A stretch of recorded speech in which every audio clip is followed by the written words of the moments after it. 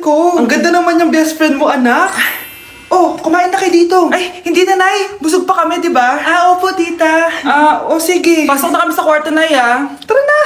Tagal na natin di nagkita, bes. Oo nga pero syempre, best friend pa din tayo. Basta, walang iwanan Oo naman, walang iwanan.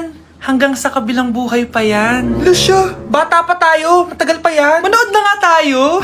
Sige, kunin ko lang ang mga chichirya natin. Mare! Oh, Mars, ang ginagawa mo dito? Nandiyan ba si Scarlett? Bakit, Mars? Si Jessica kasi, yung best friend niya, nasagasaan daw kagabi. Ha? Kasama pa lang na Scarlett kanina si Jessica. Oo nga. Manonood nga kami ngayon ng movie sa kwarto Scarlett, maniwala ka. Nakalamay na siya ngayon. Di magandang biro yan, tita Sige na, ipasok na ako. Eto, picture ng lamay niya. Ayaw niyo pa maniwala, Jessica? Saan nagpunta yun? Matawag?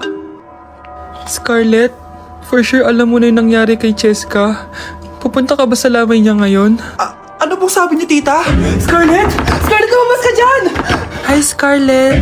Tara, nood na tayo ng movie. Jessica? Di ba walang iwanan? Sumama ka na sa akin.